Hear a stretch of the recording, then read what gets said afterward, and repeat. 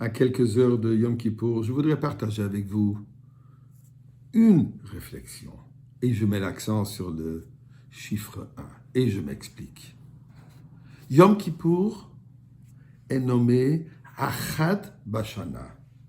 Dans la parashat Tetzavé, où Dieu rapporte qu'Aaron HaKohen était appelé V'chiper Aaron al-Karnatov Achad Bashana.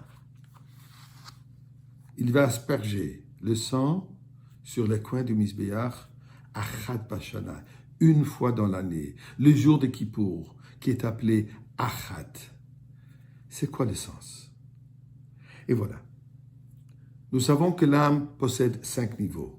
Nefesh, Ruach, Neshama, Chai, Yechida.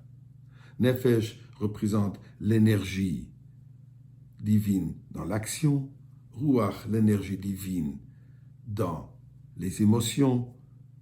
Neshama, l'énergie divine dans l'intellect. Chaya, l'énergie divine dans le monde d'Atzilut, le monde au-delà. Et Yechida, l'unicité. Le 1, qui représente ce niveau d'âme qui est entièrement un avec le Créateur. Yom Kippour, nous avons 5 prières. Arvit, Shacharit, Musaf, Mincha, Neila. Ces 5 correspondent aux 5 niveaux d'âme, incluant le 5e, la Yechida. Correspond aussi au fait que dans le Beth Amikdash, le jour de Yom Kippour, le Kohen Gadol, commençant avec Aaron le Kohen, devait changer 5 fois ses vêtements. Toujours atteindre un niveau supérieur jusqu'à atteindre la Yechida de soi-même. Nous savons que le Kohen Gadol avait 2 sortes de vêtements. Il avait un groupe de vêtements, un set de vêtements, les 8 vêtements. Shmona Bagadim. Le chiffre Shmona, 8, qui correspond à l'infini.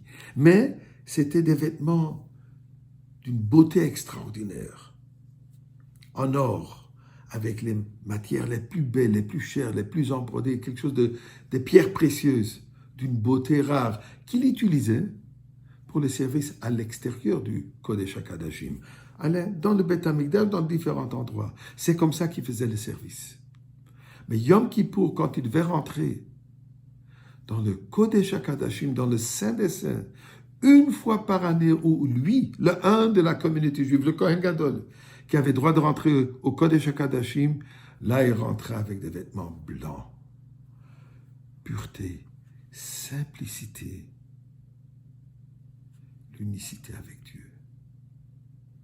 Ce blanc, ce vêtement simple représente la simplicité du niveau de l'âme, du 5e niveau d'âme. Donc Yom Kippour rayonne dans le monde l'unicité de Dieu, la Yechida de l'univers entier rayonne, est dévoilée, et c'est à nous d'aller toucher, de ressentir, de dévoiler en nous ce niveau de Yechida. Ceci se fait par notre simplicité. D'ailleurs, on commence la prière de Yom Kippour. Anu Matarim Litpalel Imavarianim. On peut prier tous ensemble, peu importe à quel niveau qu'une personne est. Nous sommes tous ensemble, nous sommes tous un.